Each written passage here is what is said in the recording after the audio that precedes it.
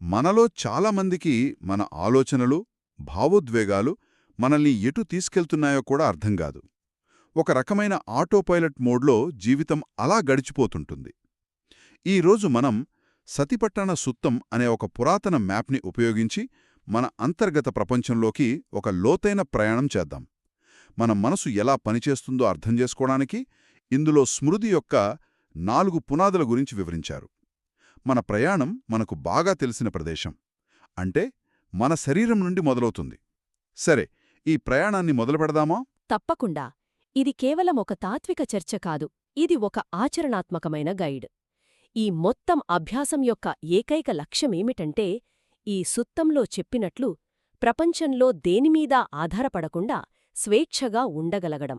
ఆ స్వేచ్ఛ. అవును, అది ఎలా సాధ్యమో మనం అంచులంచెలుగా చూద్దాం.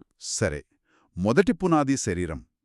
ఒక సాధకుడు అడవిలోకి లేదా ఒక చెట్టు కిందకు వెళ్ళి నిటారుగా కూర్చుని శ్వాసమీద దృష్టి పెట్టాలని సుత్తం చెబుతుంది. ఇది వినడానికి చాలా ప్రాథమికంగా అనిపిస్తుంది.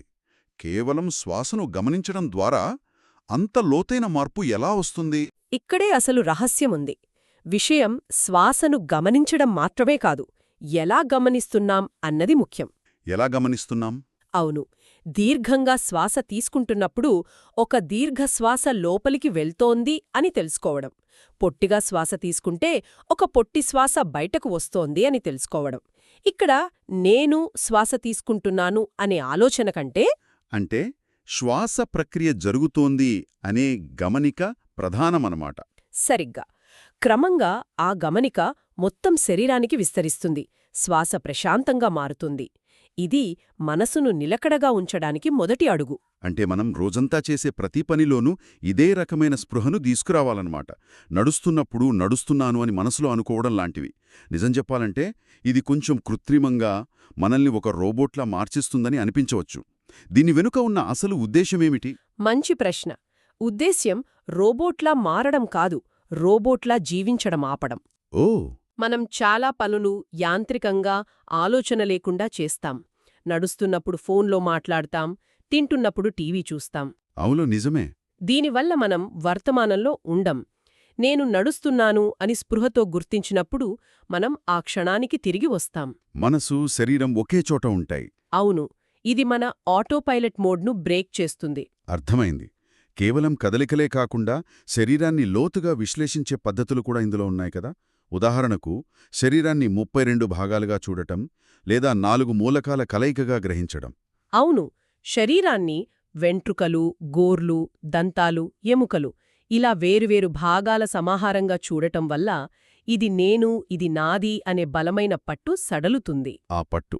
అలాగే ఈ శరీరం కేవలం భూమి అంటే ఘనత్వం, నీరు అంటే ద్రవత్వం, అగ్ని అంటే ఉష్ణం, వాయువు అంటే చలనం, ఈ మూలకాల కలయికాన్ని గ్రహించినప్పుడు దానిపై ఉన్న మమకారం తగ్గుతుంది. ఇవన్నీ శరీరం యొక్క వాస్తవ స్వభావాన్ని అర్థం చేసుకోవడానికి వేరువేరు కోణాలన్నమాట. ఖచ్చితంగా. ఇందులో భాగంగా శ్మశానవాటిక ధ్యానాల గురించి కూడా ప్రస్తావించారు. ఒక శరీరం కుళ్ళిపోయే దశలను ధ్యానించటం. ఇది వినడానికి కొంచెం భయంగా, చాలా తీవ్రంగా ఉంది. ఈ రోజుల్లో ఎవరూ శ్మశానానికి వెళ్లి ధ్యానం చెయ్యరు కదా. మరి ఈ అభ్యాసం యొక్క ఆధునిక ప్రయోజనమేమిటి? నిజమే, అది వినడానికి తీవ్రంగా ఉంటుంది. దాని ఉద్దేశ్యం మనల్ని భయపెట్టడం కాదు, మరి ఒక కఠినమైన నిజాన్ని గుర్తుచేయడం. అదే అనిత్యత్వం. అనిత్యత్వం. ఈ శరీరం శాశ్వతం కాదు అనే సత్యాన్ని లోతుగా గ్రహించడానికి ఆ అభ్యాసం ఉపయోగపడుతుంది. దాని ఆధునిక రూపమేమిటంటే మన వృద్ధాప్యం గురించి, అనారోగ్యం గురించి, మరణం యొక్క అనివార్యత గురించి ఆలోచించడం. సరే, మనమెంతగా అంటిపెట్టుకున్నా ఈ శరీరం మారుతుంది, క్షీణిస్తుంది అనే వాస్తవాన్ని అంగీకరించడమే దీని లక్ష్యం. శరీరంపై ఉన్న భ్రమను తొలగించడమే మొదటి పునాది యొక్క సారాంశం. శరీరాన్ని ఈ విధంగా చూడటం ఒక ఎత్తైతే, ఆ శరీరంలో పుట్టే అనుభూతుల సంగతేంటి? సుఖం, దుఃఖం, నొప్పి, వీటినెలా అర్థం చేసుకోవాలి? సూత్రం దీని గురించి ఏం చెబుతోంది? ఇది రెండో పునాది కదా. అవును, వేదనానుపస్సన. ఇది చాలా శక్తివంతమైన అభ్యాసం. సుఖకరమైన అనుభూతి కలిగినప్పుడు ఇది సుఖకరమైన అనుభూతి అని గుర్తించడం. కేవలం గుర్తించడం. అవును, బాధాకరమైన అనుభూతి కలిగితే ఇది బాధాకరమైన అనుభూతి అని గుర్తించడం. సుఖం, దుఃఖం రెండూ కాని అనుభూతిని కూడా అలాగే గుర్తించడం. అంటే దానికి మంచి చెడు అని తీర్పు చెప్పకుండా కేవలం ఒక లేబుల్ వేసి గమనించడమేనా? కాని అన్ని అనుభూతులను కేవలం గమనించడం ఆచరణలో సాధ్యమేనా? తీవ్రమైన నొప్పి లేదా ఆనందం కలిగినప్పుడు మనం దానికి ప్రతిస్పందించకుండా ఎలా ఉండగలం? అక్కడే అసలైన సాధన ఉంది. ఉదాహరణకు, మనకు కోపం వచ్చినప్పుడు మనం నాకు కోపం వచ్చింది అని గుర్తించగలిగితే ఆ క్షణంలో ఒక అద్భుతం జరుగుతుంది. ఏంటది? మనం ఆ కోపంతో కలిసిపోకుండా దాన్ని దూరం నుండి గమనించే అవకాశం దొరుకుతుంది. కోపమనే అనుభూతి ఉంది, కాని నేను ఆ కోపం కాదు అనే స్పష్టత వస్తుంది. అనుభూతికి మనకు మధ్య ఒక చిన్న ఖాళీ ఏర్పడుతుంది. సరిగ్గా.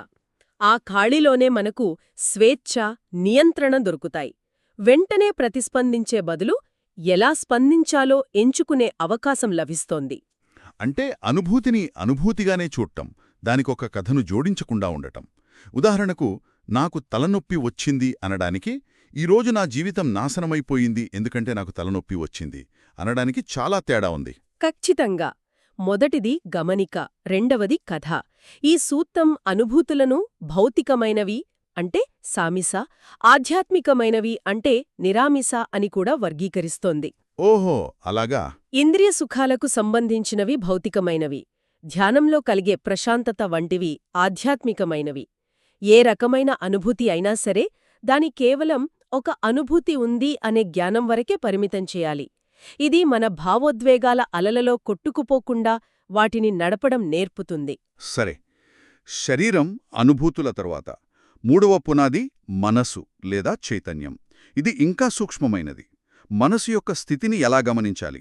ఇది మనస్సు యొక్క రంగును లేదా స్వభావాన్ని గమనించడం లాంటిది. ఉదాహరణకు, మనసులో కామం అంటే రాగం ఉంటే ఇది కామంతో కూడిన చైతన్యం అని గుర్తించడం. సరే. అది లేనప్పుడు ఇది కామం లేని చైతన్యం అని గుర్తించడం. ఇదే విధంగా ద్వేషం, మోహం ఉన్నప్పుడు లేదా లేనప్పుడు కూడా గమనించాలి. నేను మొదట్లో ఈ అభ్యాసం చేస్తున్నప్పుడు నా మనసులో కోపం వస్తే ద్వేషంతో కూడిన చైతన్యం అని లేబుల్ వేయడానికి చాలా ఇబ్బంది పడ్డాను. నన్ను నేను జడ్జ్ చేసుకుంటున్నట్లు అనిపించేది. అవును, అది సహజమే. కానీ నెమ్మదిగా అర్థమైంది, ఇది తీర్పు కాదు, కేవలం వాస్తవాన్ని నమోదు చేయడమని. అంటే మనసులో ఏ భావోద్వేగం నడుస్తుందో దానికొక పేరు పెట్టి చూడటం. కేవలం ఈ 3 భావోద్వేగాలేనా, లేక మనసు యొక్క ఇతర స్థితులను కూడా గమనించాలా? ఇతర స్థితులు కూడా ఉన్నాయి. ఉదాహరణకు, మనస్సు కొన్నిసార్లు చాలా ఇరుకుగా, సంకోచించినట్లు ఉంటుంది. దీన్నే సంకిత్తం అంటారు. సంక్షిప్తం. మరికొన్నిసార్లు చెల్లాచెదురై పరధ్యానంలో ఉంటుంది. దానిని విక్షిప్తం అంటారు. ఇక్కడ ముఖ్యం ఆ పేర్లు కాదు, మనస్సు యొక్క ఆ స్థితిని గుర్తించగలగడం. అర్థమైంది. మనస్సు ఏకాగ్రతతో ఉందా అంటే సమాహితం, లేదా పరధ్యానంలో ఉందా అసమాహితం, ఉన్నతమైన ధ్యానస్థితిలో ఉందా మహగ్గతం, లేదా సాధారణ స్థితిలో ఉందా విముక్తి పొందిందా విముక్తం, లేదా బంధంలో ఉందా అవిముక్తం. ఈ స్థితులను ఉన్నవి ఉన్నట్లుగా గుర్తించడమే ఈ అభ్యాసం. ఇక్కడే ఇది చాలా ఆసక్తికరంగా మారుతోంది. కేవలం భావోద్వేగాలనే కాదు, మనస్సు యొక్క పనితీరును, దాని ఆకృతిని కూడా గమనిస్తున్నాం. ఇక 4వ పునాది, మానసిక విషయాలను అంటే ధమ్మాలను మానసిక విషయాలుగా ధ్యానించడం. ఇది మిగిలిన వాటికంటే కొంచెం సంక్లిష్టంగా అనిపిస్తుంది. మానసిక విషయాలు అంటే ఏమిటి?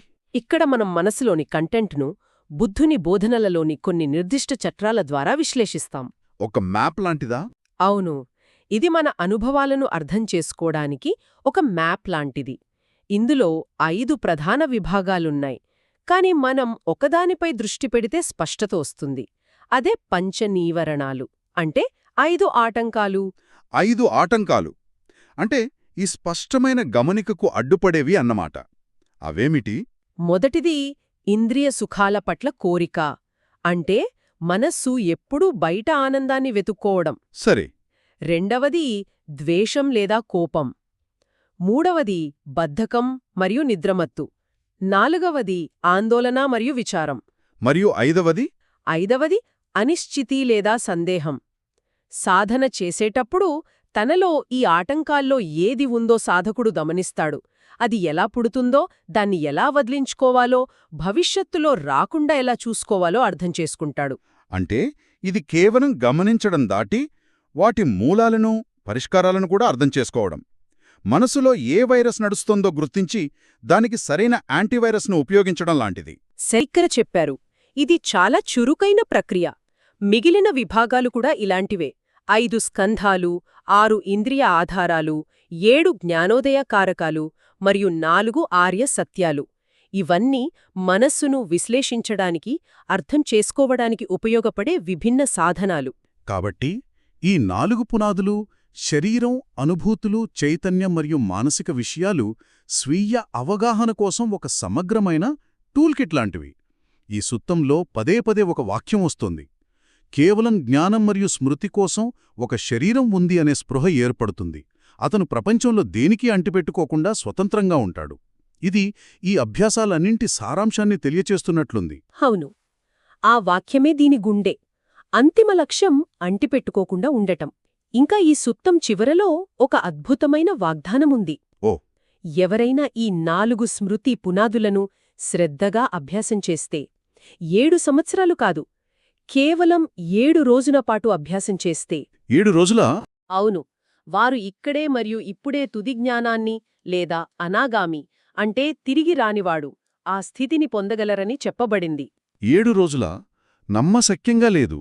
అంటే సరైన పద్ధతిలో, పూర్తి నిబద్ధతతో చేస్తే సంవత్సరాల తరబడి చేసే సాధన ఫలితం కేవలం వారం రోజులు సాధ్యమవుతుందన్నమాట. ఇది చాలా పెద్ద వాగ్దానం. నిజమే. ఇది ఆ అభ్యాసం యొక్క తీవ్రత మరియు చిత్తశుద్ధిపై ఆధారపడి ఉంటుంది. అయినా ఆ వాగ్దానం ఈ మార్గం యొక్క శక్తిని సూచిస్తుంది.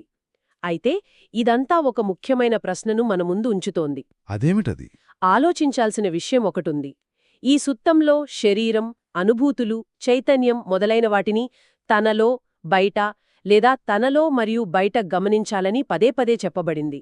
అవును. తనలో గమనించడమంటే మనకు అర్థమవుతుంది. కానీ ఈ విషయాలను బయట గమనించడమంటే ఏమిటి? అంటే ఇతరులలో గమనించడమా? అవును, మరొకరి శరీర అనిత్యత్వాన్ని లేదా వారి భావోద్వేగాలను ధ్యానించడం మన స్వంత విముక్తికి ఎలా దారితీయగలదు? ఈ ప్రశ్నతో ఈ విశ్లేషణను ముగిద్దాం.